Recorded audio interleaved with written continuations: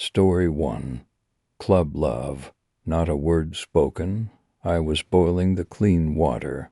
2 spoons of sugar into 1 glass, a sharp mechanic whistle, a soft thud, and I was slightly uncomfortable on the brown couch, face to face with hot-tempered feelings. Stare became focused. I said I'd love him when? He asked. Anytime, and where? He asked. Anywhere, and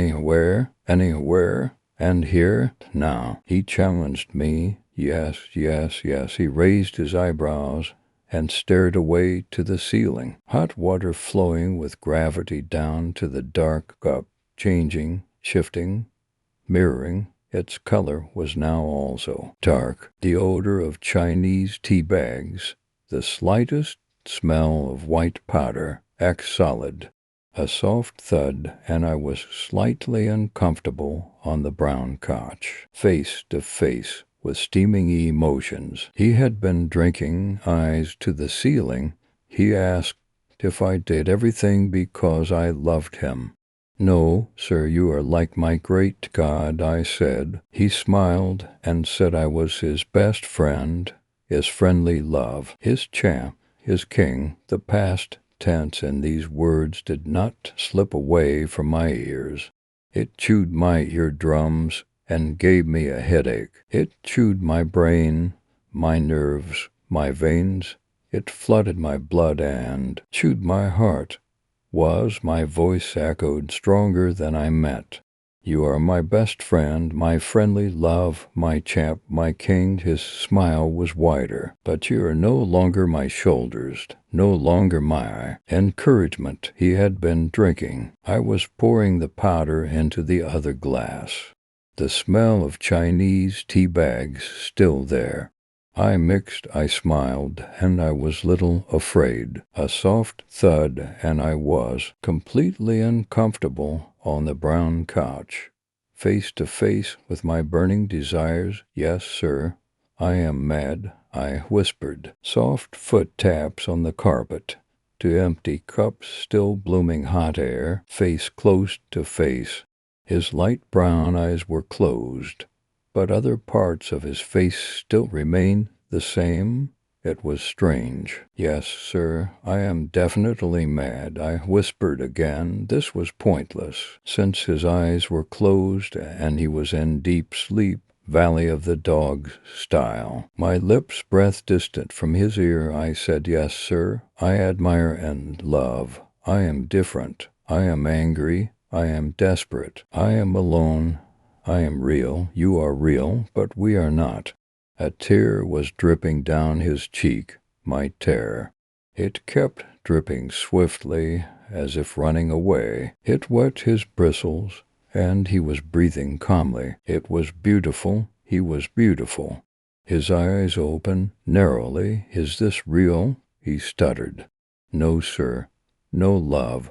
This is not real. This is a dream. Your nightmare is my fantasy. My fantasy is your nightmare. Am I crying? He hardened. My lips, breath distant. Kiss distant from his lips. I said, I wish. The shiny glimpse of a silver kitchen knife flashed for a moment in the well-lit room. My hands were shaking as I slowly removed them from the knife. Its dark handle stood straight, and its silver edge was halfway deep inside the man's insides. I was not sorry. Strong vibrations swiftly shook each and every single of my nerves. As I was kissing him, I did so until the cups on the table spread their last remains of hot air up towards the sky. I stood up slowly and looked at his eyes. They were open wide, and the surprise they held so lively a moment ago slowly faded away,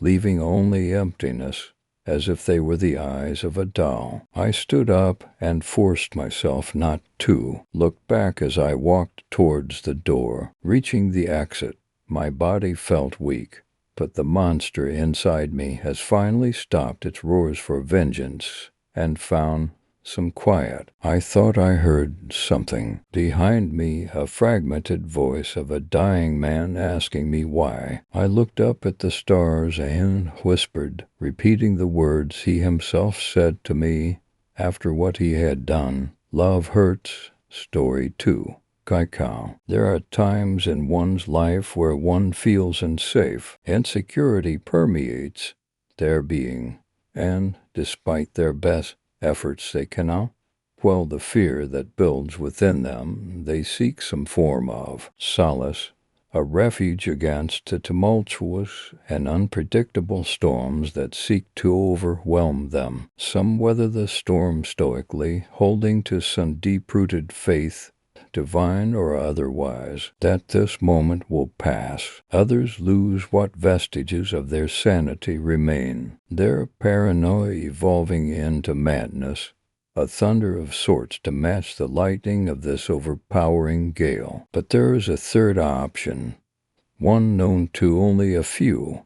The Taiwanese call it the ritual of Gaikao. To engage in this age-old rite, you must first be riding the waves of sadness driven before this chaotic storm. When you feel you are at your most desperate, seek out a place that is often frequented by many people at once. The patio of a coffee shop, a bowling alley, an RV park, any place where the traffic of humanity has left the residue of souls.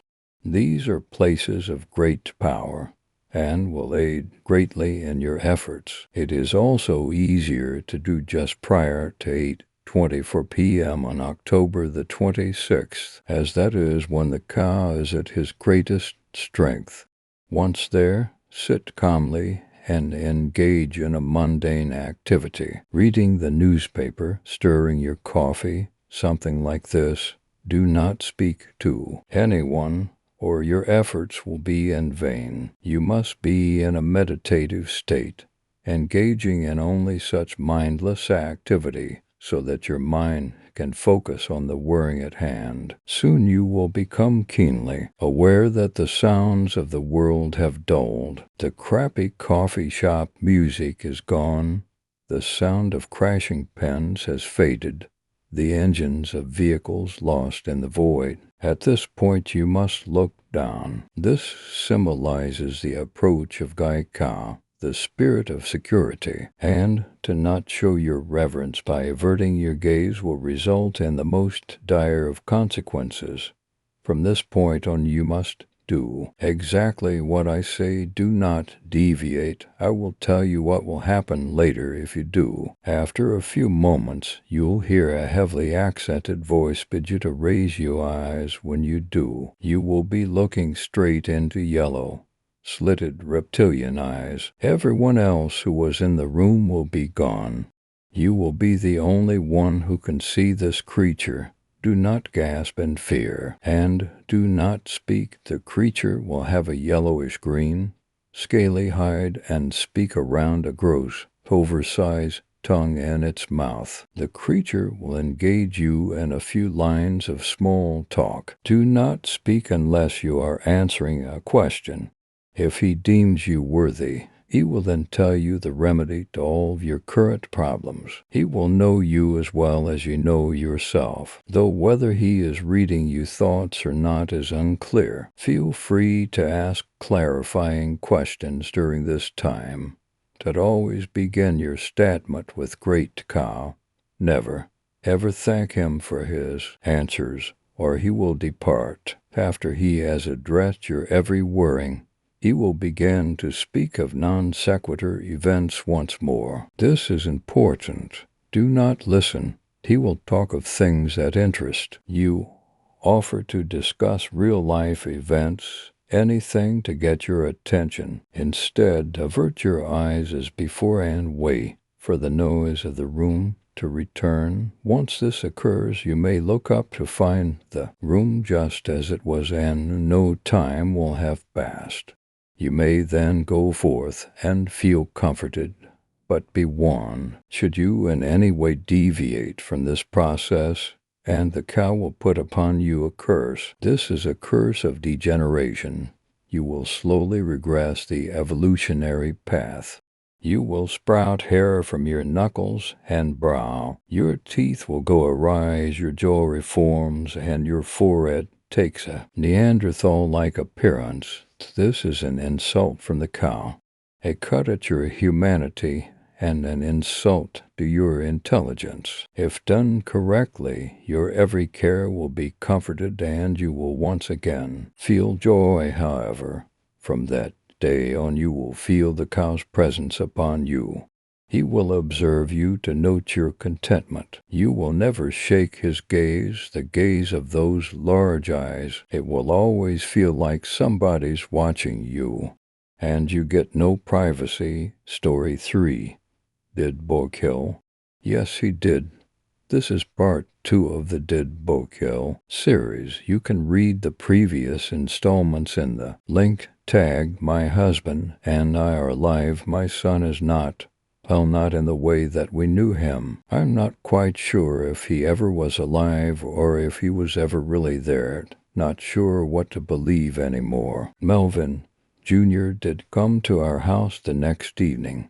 I wanted to go far away for that night, but my husband was having none of it. Said I was being overly paranoid. Even accused me of being drunk. My son, of course, denied having the conversation.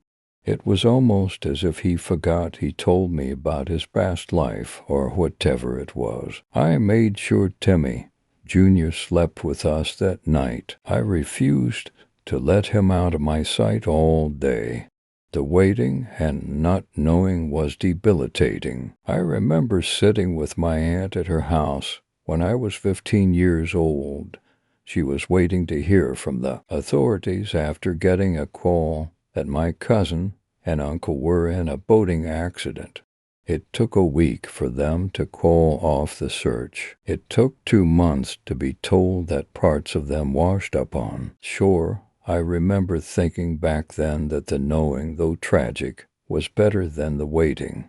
That thought held true for me. Exhausted by every panic-laced minute that passed during the day, I drifted asleep with Timmy Jr. in my arms. I woke with a young boy, the same 8-year-old Bo in the photo of the article, hovering over me about 6 inches from my face. He had what I assumed was a knife to my cheek. It was too close to my eye for me to make it out for sure. Paralyzed by fear, I lay frozen in a blank stare at this ghost. He leaned in a little closer to me and whispered, "Mommy, your skin. I want to peel it." I screamed in a way that seemed to vibrate the bed. As I did, my husband and son woke, and the boy from the photo lifted his knife and thrust downward. I raised my arms to block him, and my husband leapt over to protect me and Timmy Jr. The knife went through my arms and past my husband's torso like a specter until it landed squarely in my son's neck. Timmy Jr. began to convulse as though the knife electrified every nerve in his body. My husband started to throw fists at Melvin Jr., swinging through him and hitting nothing. I tried to console my boy, to shake him out of it. As I lay halfway through the ghost, I tried grasping at the knife in his chest, and then tried covering the visible rip in his chest. But the knife wasn't physical, and the wound had no blood. I still cannot comprehend what happened. When Timmy Jr.'s body stopped shaking, Melvin Jr. disappeared and my son died. My husband tried CPR on my son in an attempt to try to resuscitate him. I sat on the bed next to him, sobbing uncontrollably. When I heard my son cough, I called out his name and prematurely hugged my husband in a relieved embrace. Timmy Jr. opened his eyes, shifted them to me, and started to talk in a way I have never heard him speak. He spoke to us like a southern belle, confused and startled as though she woke from a coma. "It's been a few days since he died and came back to life.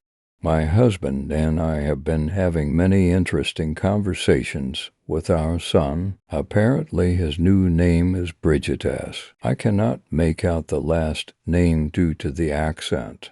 Maybe Songs or Suds or something like that, and she apparently is from Louisiana. From the conversations we have had, she was probably around 18 or 19 years old and lived in the late 70s. Timmy Jr. also has not been sleeping well. He will wake up in a horrible pain, grabbing his private parts in agony, or he will wake up and begin to vomit because she can't stand the smell. I do not know what any of it means, but it may be a clue. Can any of you help me find out more details about this Bridget woman? I need to know if something else is coming after my son. Story 4.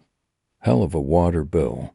Alberto Nunez scrambles out of bed, quickly glancing at the clock. It's 2:32 in the morning, but when you gotta go, you gotta go. Alberto closes the bathroom door and locks it before doing his business. Even though he's a 29-year-old bachelor, old habits die hard. Alberto finishes his business and is about to flush when he feels a strange pang of fear. There's no reason he should be scared. This is his house. All the doors and windows are locked. He's utterly alone. There's no reason, he tells himself. He looks slowly to the bathroom door, securely battened down against nothing, really. Shrugging, he reaches towards the handle when he hears something that makes him stay his hand. A kind of creak, the house settling, the wind blowing against the door. A tree branch rubbing against the side of his house, a footstep. Alberto comes to his senses, realizing that he's been standing with his hand on the toilet handle for 5 minutes or so. Slowly he withdraws his hand and joins it with its sibling, absent-mindedly writhing the two together like lovers. He listens again, but all he can hear is his own heartbeat, not a breath of wind. He runs to the window, but of course it's black as pitch. Alberto groans inwardly at himself and grabs the toilet handle. If I'm going to do it, then I'll just do it. And damn the torpedoes, he mutters. Flush goes the toilet, and Alberto braces himself for something, but the house remains silent, apprehensive. Alberto laughs aloud to himself at his foolishness and hears the noise again. Alberto's laugh stops dead, but his mouth still hangs open in surprise. His eyes widen. Did that sound come from the hallway? He asks himself. The acoustics in this house are shit. I can't tell. God, probably not. That's stupid. He walks to the door and leans his ear against it. The sound of his own breathing, or it's my own breathing, obviously. I mean, the house is all locked up. I'm alone in here. No way in, right? It was just me, obviously. Alberto withdraws his ear. The toilet is still gurgling as it always does after a flush. Since nothing is wrong, I'll wash my hands, he thinks. Yep, just wash my hands and head on back to bed. His hands shake as he reaches for the faucets, but before his hands can complete their mission, he hears the faint creak again. Unlike the other incidents, however, this creak is accompanied by the door handle to the bathroom moving. Maybe, since the handle is a shiny bronze sphere, it's really quite hard to see it moving. It probably isn't. Alberto locks his eyes on the door handle. Almost imperceptibly, it moves. Alberto freezes, staring. Yeah, it's moving. The door in the wood is warping. Hell, stranger things have happened, whispers Alberto. However, The water still isn't running. Alberto's hands had the faucets in a death grip. If it had a throat, it'd be strangling. Stupid thought.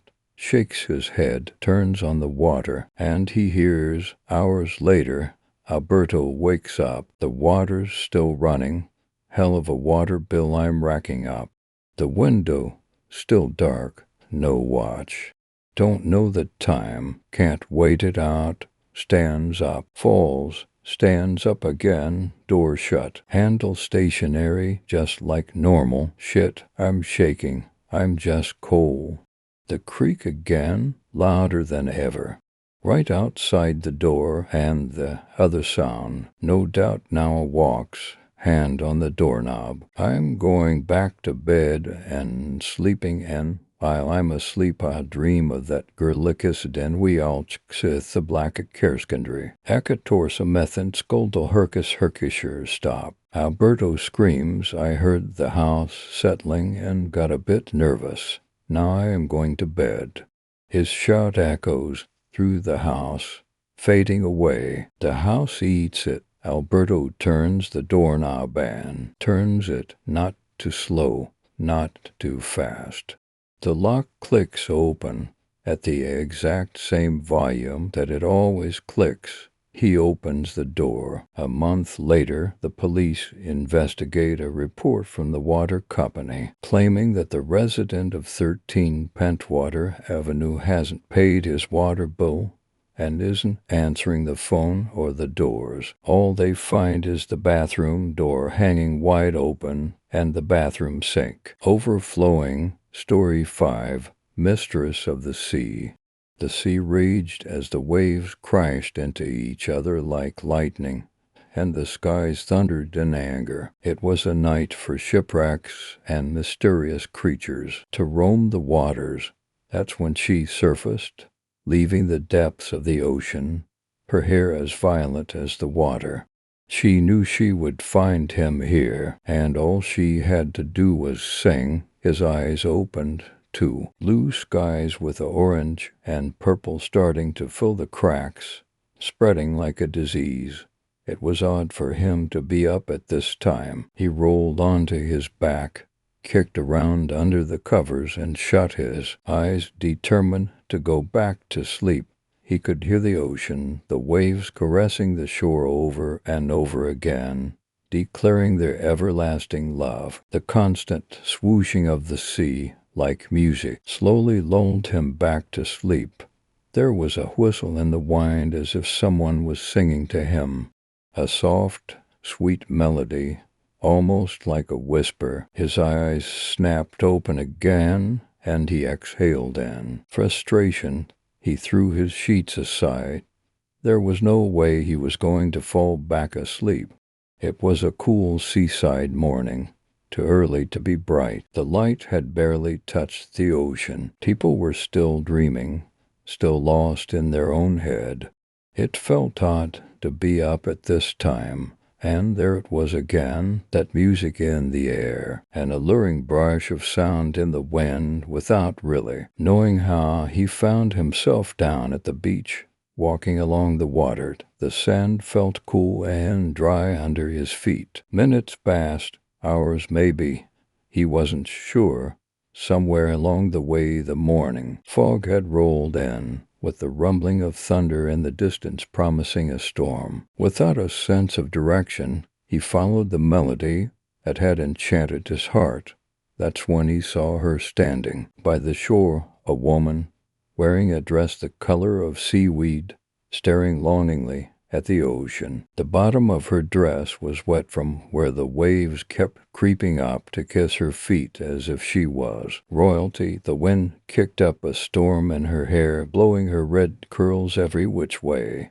The singing grew louder, as if it was right in his ear. He could swear it was coming from her. He was mesmerized, caught up in her beauty, and in the wistful music that seemed to surround her. The way her eyes glared into the infinite, the way her skin shimmered, tinted blue. He wanted to run his fingers through her soft hair that burned like hellfire. He longed for her to sing to him her beautiful song of lust and agony, her melody so haunting and seducing, calling him, asking him to come with her, swearing to him her body, her soul, her voice, with words from another world, promising him the softness of her breast, but also that beneath them, even if it was cold and full of bad intentions, but something felt wrong.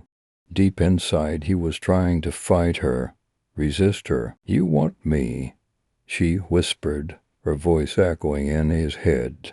"Come with me." And she reached out to him with hands that were ready to drag him to the bottom of the ocean. He wanted it all, to love her, hold her. He wanted to wrap his hands around her pretty little neck and squeeze until her charm was broken. Feel the magic be crushed under his fingertips.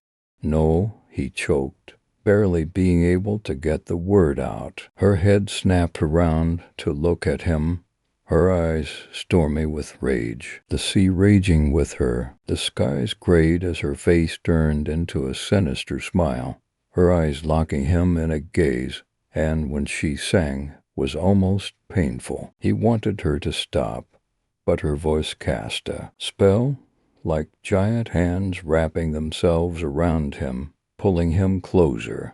His resistance left with the wind. He wanted to belong to her story, a story of magic and mystery as deep and dark as the sea. He wanted to be free, but her voice captured him, and her filthy lies entranced him. She belonged to the water, and now he belonged to her. When she reached out her hand, he took it. He knew her song ended in death, but what a small price to pay for an eternity with her. Story 6. Pray, there are two main routes that one can use to get from Napa to San Francisco. The first curves around through Emeryville, crosses over the Bay Bridge, and eventually arrives in the financial district. Every mile of the journey is well lit, populated, and dotted by familiar signs of civilization. The same details are partially true of the second path, save for a long stretch of road that first crosses some hills, then eventually guides travelers through a dark, silent, and eerily isolated valley. It was there that I encountered something truly horrifying. I had recently become acquainted with a young woman who was unlike anyone I had ever met by that point in life. She was beautiful and brilliant, and we seemed to share an almost supernatural connection. Looking back, I realized that hormones and mild infatuation were playing tricks on my mind, but at the time she and I were both not so secretly entertaining the idea of us being soulmates. The magnetism between us was so profound, in fact, that it prompted me to share everything about myself with her. We took a weekend trip to Napa, my hometown, spent some time with my friends, ate dinner with my parents, and just delighted in the sense of closeness that we both felt. Then, not long before we headed back to the city, the young woman and I decided to stop by a yard sale that we'd seen. Somehow or other, we got drawn into a conversation with the people selling their possessions, a middle-aged man and woman who claimed to see a spiritual link between me and my companion. They congratulated us on having found one another, but also offered a word of caution, hinting that some dark, otherworldly force would be attracted to our happiness. "It will see you," the woman told us, "and it will try to feed on your love." It was creepy, to say the least, but other than where romantic fantasies were concerned, neither my traveling partner nor I put any stock in the metaphysical. We thanked the couple for their time, exchanged a few passing well wishes, then got in the car and headed back to San Francisco. About a half an hour later, we found ourselves on that stretch of empty road. The sun had set beneath an overcast sky, and the only visible lights in the area were those at the front of my car. Perhaps I was just mildly shaken by the warning that we'd received. But as we traveled that open expanse of nothingness, I started to feel like I was being watched. The young woman agreed with me, describing a sense of being stalked by some unseen predator. I gripped the steering wheel, keeping my eyes on the road, then shouted with terror and alarm as an enormous beast seemed to jump out of nowhere. The impact was jarring, and I had to swerve to keep control. "Are you okay?" I asked of my companion. "The eyes," she whispered. "Did you see the eyes?" "No," I confessed, "I didn't." "What did you see?" "They were red.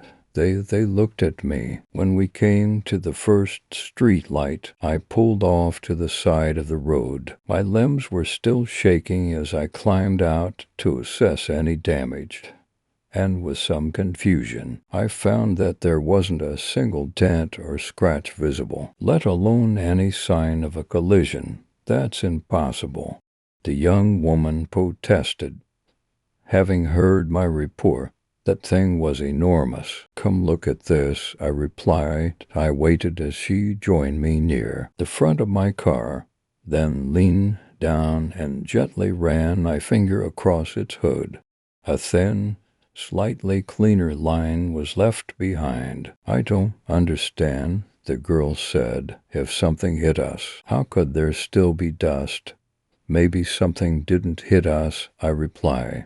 "At least, maybe not something in the physical world." It was an utterly ridiculous thing to say, of course. The logical explanation was that we'd hit a wild boar, which had impacted the car in such a way as to not leave a mark. A combination of adrenaline and fantastical thinking had made us see the situation as being more otherworldly than it actually was, and we let ourselves get swept up in the terror of it all. Still, we drove the rest of the way back to San Francisco in silence, all the while feeling like we were being followed. Story 7. I didn't have a voice until you read this. I didn't have a voice until you read this. Let me explain.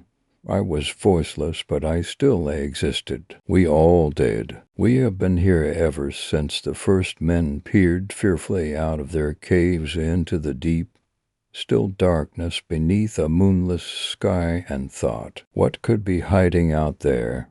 Us. I've been with you since you were a child. Remember those times when you woke in the night, inconsolable, tears streaming down your face, until the grown-ups came and reassured you? "There's nothing there," they'd say. "There's nothing to fear." They were wrong. It was me. Under the bed, in the wardrobe, under the stairs, it was always me. I am with you now, constantly. Your fear has bonded us forever. When you see that flicker of movement out of the corner of your eye as you walk home alone on a deserted street at night, when you hear that creaking floorboard just outside your bedroom door as you cower under your blankets, the prickling sensation on the back of your neck as if you're being watched when you could have sworn you were by yourself. It's always me. It always was. I'm not a demon, not a ghost. I'm not a monster or some creeping boogeyman. My kind are what we are. You may have heard of the Tibetan tulpas, beings summoned into existence through sheer force of will and concentration.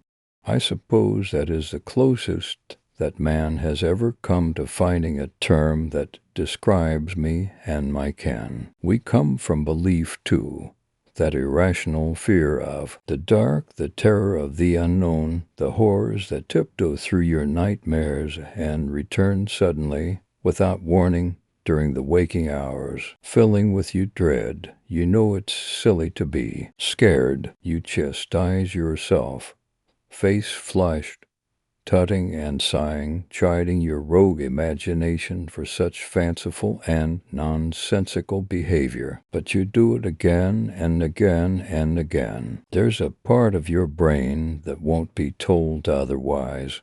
Maybe that's what keeps us here. Or maybe we're the reason it won't ever be quiet. Which do you think it is? I know, just like I know that. Your mind is the world's greatest gift to us. Until you started to read this, I didn't have a voice. Now, as your treacherous consciousness speaks these words aloud inside the confines of your mind, it's my voice you're hearing. It seems strange to me, not the voice I would have chosen, but it's the one with which your fear has bequeathed me, the voice that haunts you the most, the tone most likely to cause you to shiver and break into a cold, helpless sweat, has become mine because of what we share. And we have shared a lot, you and I, a whole lifetime, every single day. I'm watching you now, studying you as you stare nervously at your glowing screen, praying that its light will be enough to protect you from the things in the shadows, because I think I might be the first of my kind to realize something about the way things are between us. I watch you all the time, even when you're sleeping, stood at the foot of your bed, gazing down at you. I know when you're thinking of me. I hear the whimpers and the gasps. I see the involuntary jolts and shudders. And I smile. You're picturing me doing it, aren't you? Go on, imagine me standing there in your room, my shadow looming over your prone, terrified body, my wide grin showing my glinting teeth in the moonlight. Thank you. Before you did that, I never had a face. Now you've given me one, the face of your darkest phobias. I like it.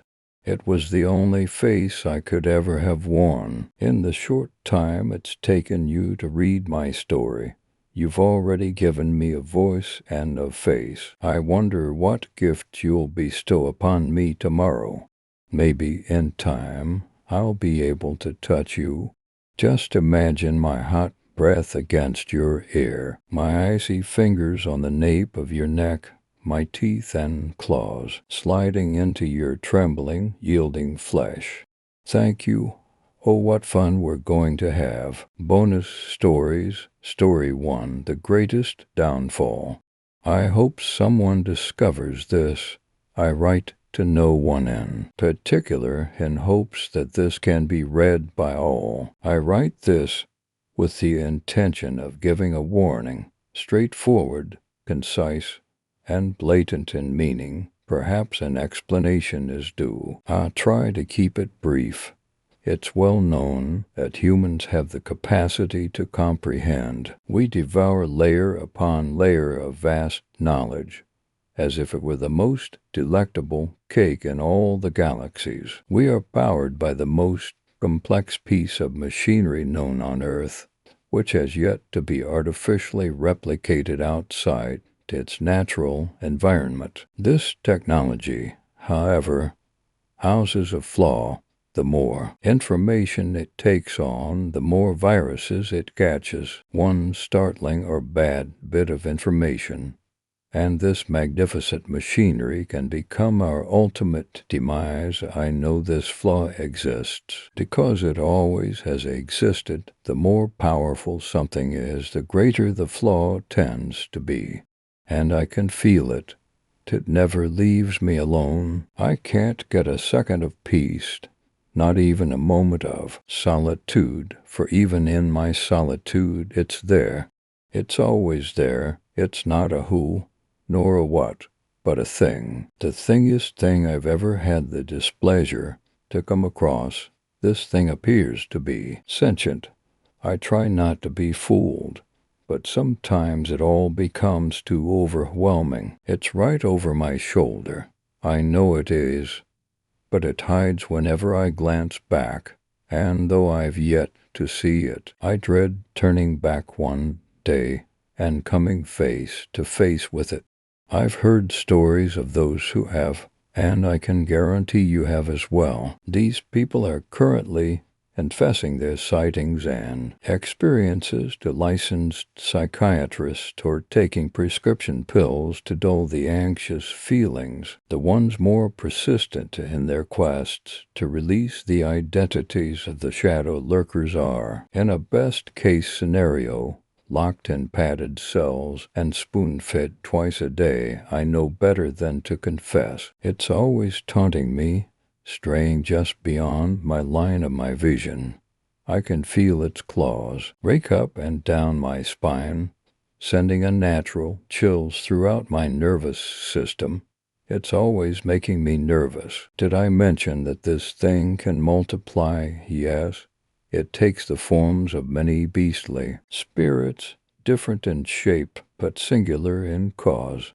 This voiceless being has many faceless subentities, and they all are out to get me. My room, my most personal space, becomes invaded by darker forces. They hide in the usual places, under the bed, in the closet, under the floorboards, and even between the pages of my books. It bides its time, waiting for the right moment when I let down my guard. I know its desires nothing greater than to tear me apart, starting from the inside and working its way out. Even hiding under the covers does no good. In the half of a second I have the covers lifted, they rush out from their hiding places and go under with me. For God's sake, don't get stuck in small spaces with it. It'll try to suffocate you. Perhaps you've felt it, too. In fact, I know you have. That whisper of the dark forces, teeming with the knowledge of every abysmal moment, every black day in the history of your memory, is very real, and it haunts all of us. It's a psychological demand to spotlight the unholiest of ghosts, to drag them from the depths and place them center stage in your life. And it very well may be our greatest downfall. This thing, it's out to get me. I can feel it at this very moment. My greatest piece of advice for anyone struggling with this thing is, unless you're ready to go at war with this thing, don't turn around. Story 2. Sibilance. Sleep, strangely, is seen as the best refuge of the sufferer. You've never understood why this is. It's the place where your subconscious has reign, that alien, unknown part of you that hides out of sight and has total control over your body. If anything, sleep frightens you. Having a stranger living in your mind, watching everything, capable of stopping your heart or healing your illness, it's scary, terrifying even. And the fact is that when you sleep, this person, this monster, can show you anything it likes. What if you've made this creature angry? What if you've done something wrong? You're lying in bed, fingers gripping the covers with white-knuckled panic born of too many scary stories and horror films. Of course, you're well aware that in reality nothing like that happens, but the darkness grips your imagination and twists, bringing out all kinds of half-formed pictures of monsters and semi-imagined noises. Your breathing grows ragged, your pulse quickens, and a bang from downstairs makes you jump. There's that brief moment of utter terror when countless scenarios of strange creatures and madmen run at full tilt through your horror-drunken mind, where every creak is a new threat and you see things moving in the darkness. And then it's over. You calm down. Remember you left the washing machine running. You relax, perhaps even chuckle nervously at your own silliness. Still a little shaken up, you go to turn on to your side, wanting to be closer to the wall. There's movement on your arm, the skittering, gossamer light movement of lots of legs, almost without thinking. Conscious thought locked into a cage constructed of fear.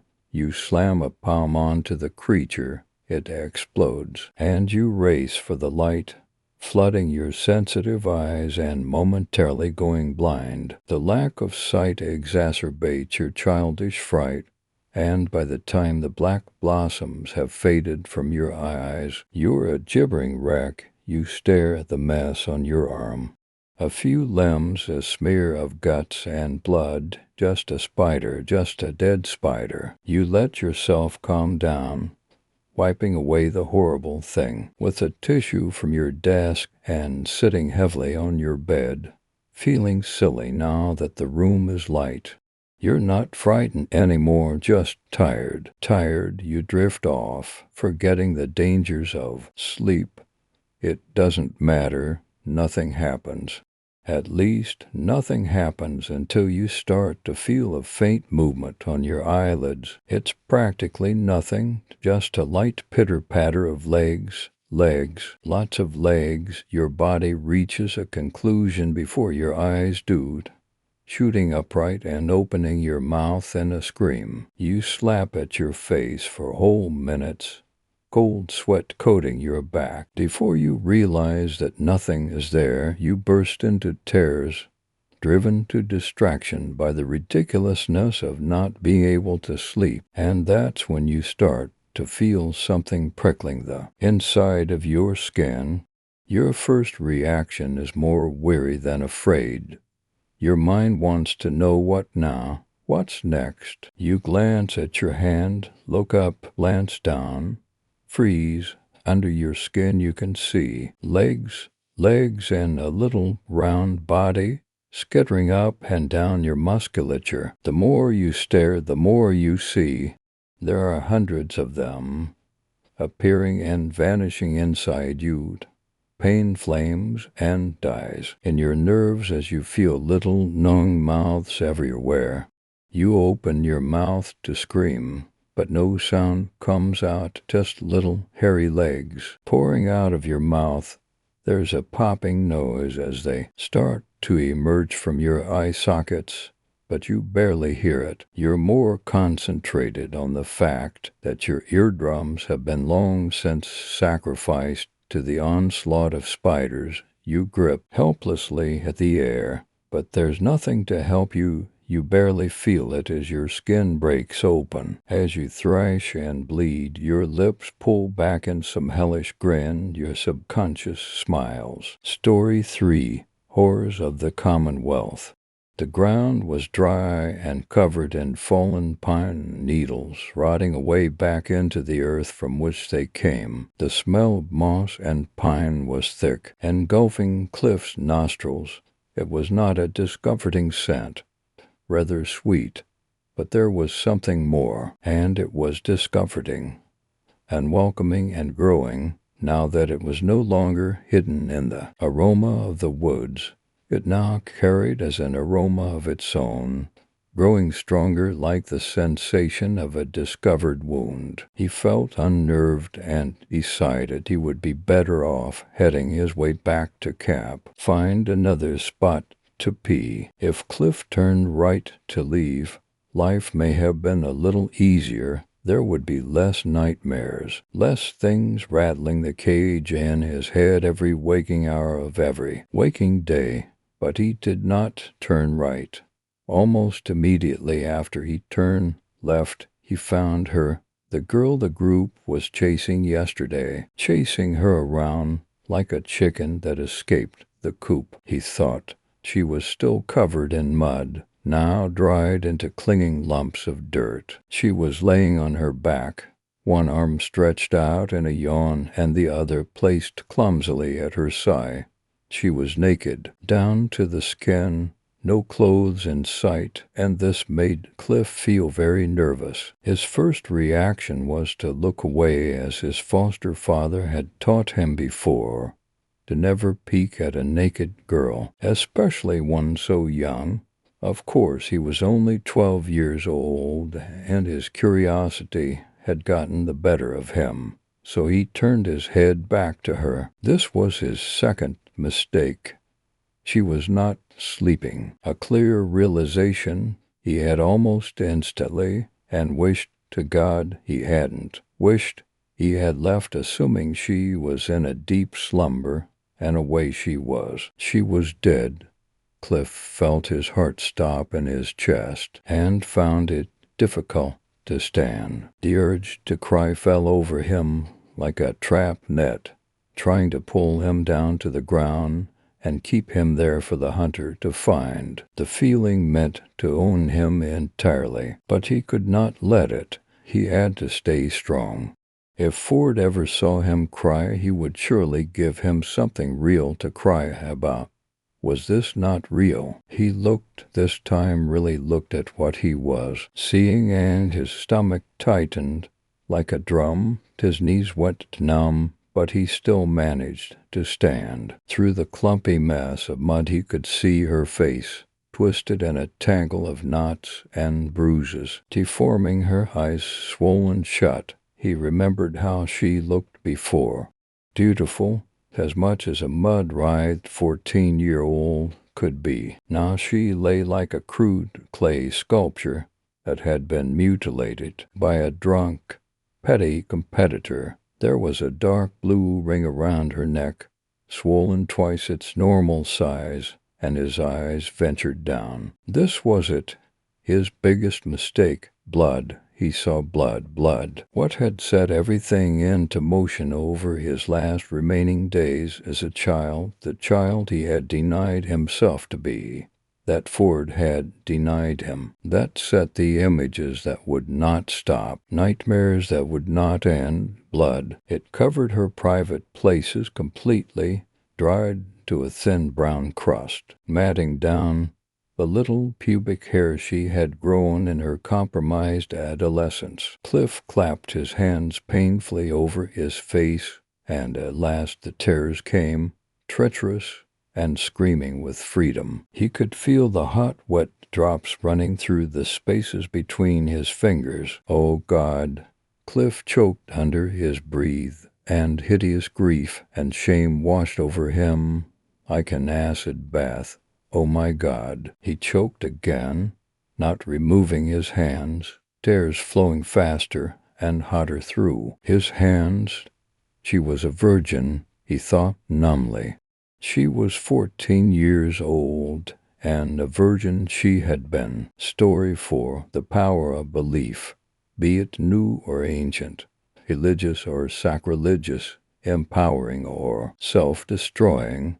No idea has true power unless it is given the chance to be voiced, shared, and believed. Of course, an unshared idea would have some form of influence over whoever privileged its first spark to light somewhere in the depths of his or her mind. However, it is relatively rare for an idea to be held so privately.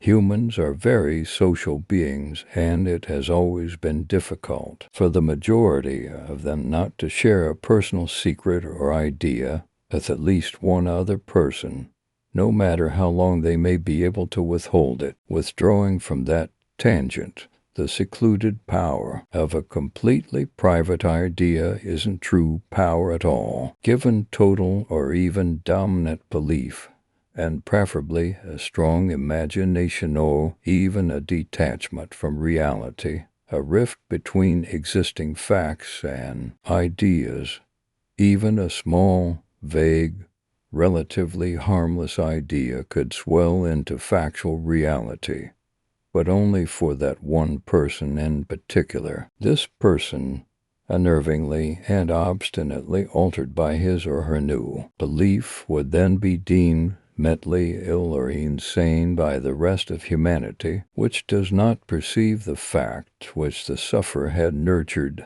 and been overtaken by. Not all ideas grow to this strength, and certainly not all private ones. No, the more publicity an idea receives, the more influence it inherits, and the more it will be able to spread, eventually spinning forth an unstoppable cycle of destruction. A handful of the few people straying this far into the concept of conceptualization might recall the original labels of ideas being empowering or self-destroying, and thus raise an eyebrow at the withering effect that all-powerful ideas supposedly have in the end. To be rightfully fair, those labels are too specific as well as lacking in contrast. An idea can begin as a source of hope and gradually twist its own empowerment into a cause of emotional distress or unbalance, perhaps by revealing itself to be false and then continuing to weave a string of shadows into its own pre-established cloth of light. In fact, even labels such as good and bad, positive and negative, are too closely interrelated to be truly separate labels, and instead function as indistinct yet perpetually familiar concepts. They are their own ideas, in fact, the same idea. The proposition of good and evil, arguably the most influential idea to date, as archaic as the ideas of life and existence. It seems this relation has gone off course once more, forbidden as it may be to breach the self-created wall of personal disinvolvement regarding one's relation of theories. I would like to privilege myself enough to chip away at that concrete fable-telling guise, namely to apologize for my own distracted ramblings. I have always been the talkative, imaginative sort, which is why I simply cannot hold these ideas within myself any longer. I have chosen to run an experiment. This experiment may either drastically change the way the world sees itself or turn inward on me as the sole forerunner of these thoughts and ideas. The test is as follows. In this text, I am going to set a rule. Depending on how many people choose to believe and follow this rule, I will judge the truth or believability of my thoughts. I will judge my own ability to change the world. No matter what, I will not tell you whether this rule is good or bad in my opinion, or whether or not I will laugh or not if I see it drifting about in the world. I will simply state this rule and end my post, and we will see where it goes from there. I may revisit this in the future. If I am not too badly affected to continue, here goes everything. Never forget to look over your shoulder. You may catch someone whispering in your ear. Story 5, The Monster is Coming. Thursday night, everyone was blissfully asleep. Reports had spread of a serial killer in the area, but he would only strike on Fridays, so there was no need to worrying. The serial killer had been labeled the monster, and his MO consisted of first sneaking into a house, drugging the victims, and then slowly killing them in their beds. The monster always left behind a signature, a photograph of him in disguise, resembling a black-hooded figure with a blank mask. Susan casually walked home from a party. She was dressed in a white suit and had her wavy blonde hair in a ponytail. She passed by a lit house and saw a couple sitting on the front porch and enjoying the stars. "They're so innocent," Susan said with a soft voice. "The next night, make sure you lock up tight." "Tonight, Ed," said Diane, "I locked every door, shut every window, and secured every bolt. We're safe tonight." Ed got in bed and kissed his wife tonight. A few hours passed. Not a sound was made. Ed and Diane were fast asleep. A high-pitched scream woke them both up. It was silence as fast as it came. "What was that?" Ed asked in fear. "Ellie, go check her room," Diane yelled. Ed ran out of his room and darted down the hall. Before he could make it to his daughter's room, He froze in his tracks to see a dark figure step out of there. The figure had a pale white faceless mask on and stared at Ed. Ed choked on his own scream and ran away as fast as he could. He didn't get far until he fell due to a piercing pain in his foot. He looked and saw that in his panic, his bare foot had stepped on a knife that was planted for him. He grabbed the hilt, trying to take the knife out of his foot. Ignoring the blood that slowly made a puddle, the monster casually walked towards him, not making a sound in those rubber boots. The monster put one hand over Ed's mouth, and Ed slowly felt his vision blur as he drifted into a deep sleep. Ed woke back up, covered in sweat. He looked around and saw that he was in his bathroom, naked, sitting on the toilet, hands tied together under the bowl, and with a piece of barbed wire deep inside a cut in his stomach. He saw his wife in the bathtub, also naked with her hands tied to the spout. A white string was attached to the hot water knob. Finally, there was his daughter in her pajamas, standing on the sink. The white string was tied to a board behind her feet. Barbed wire made a noose around her neck. It didn't take Ed long to figure it out. Turning on the hot water would drown and burn Diane. This would trip the string and make Ellie fall off the sink, hanging her with the barbed wire and tearing out Ed's vitals. Ed struggled, trying to get free. However, the monster returned. In the light, everyone got a good view of the disguise. Black boots, black pants, a black trench coat, a hood, white gloves, and a white mask with the black sockets being the only facial features. They gasped in panic as the monster observed them. The monster walked to the tub, making them frantic. Not listening, the monster sprung the trap. Walking away from the bathroom, Susan removed her mask. She had a disturbing smile, as if she were talking with an old friend, as if the moment in the bathroom didn't happen. She grabbed any evidence and put it in a bag. This is what they get for relying on those spare key hiding fake rocks. Susan was no beast, no ghost, no demon. Susan was only human, but her eyes, those lovely blue eyes, were the eyes of a complete monster story. 6. Dargaya's Nectar. If you ever find Dargaya's nectar, you'll probably be one of the ones who have been looking for it all their lives, and thus won't need any instructions on what to do with it. Just the same, it's pretty simple, at least to start with. Make sure your affairs are in order in case you have a bad reaction, and then, bottoms up, the coming months are the least pleasant part.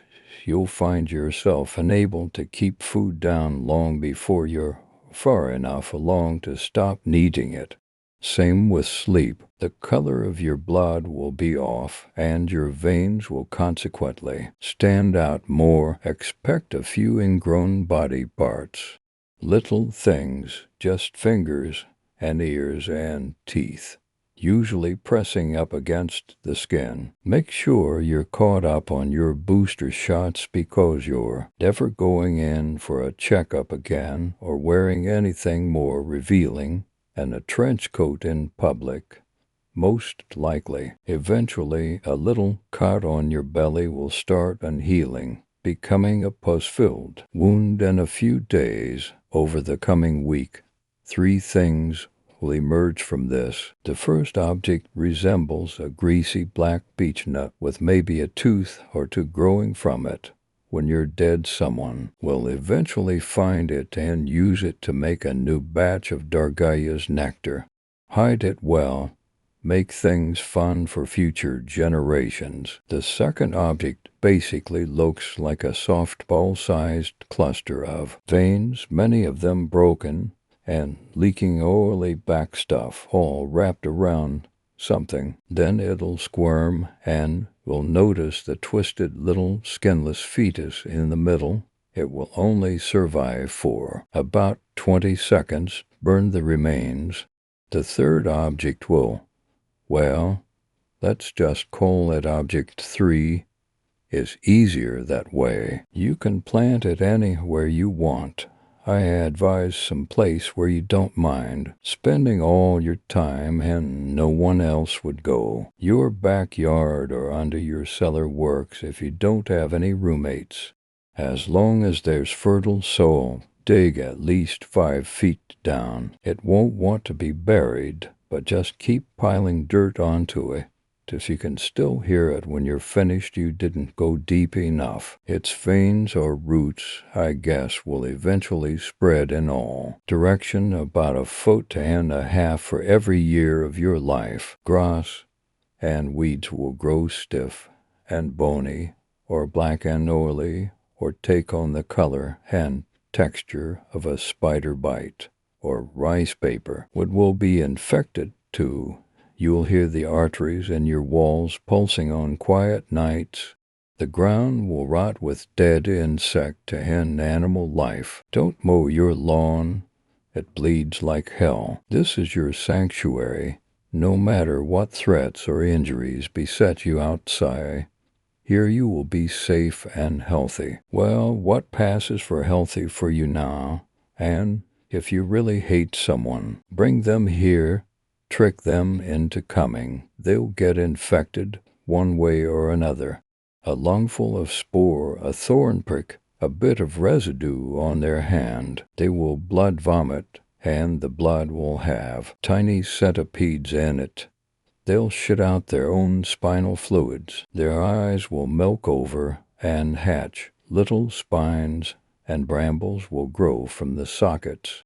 They'll survive for months or years. Doctors will be baffled. It will be completely fucking great.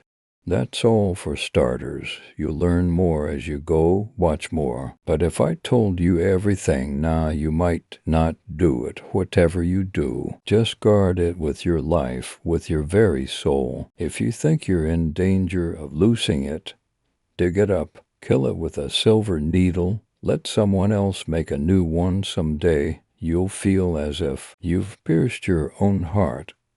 But it's better than letting it fall into the wrong hands, because you're a holder now, and you'd better not let them come together. The second object basically looks like a softball-sized cluster of veins, many of them broken and leaking oily black stuff, all wrapped around something. Then it'll squirm and will notice the twisted little skinless fetus in the middle. It will only survive for about 20 seconds. Burn the remains. The third object will, well, let's just call it object 3. It's easier that way.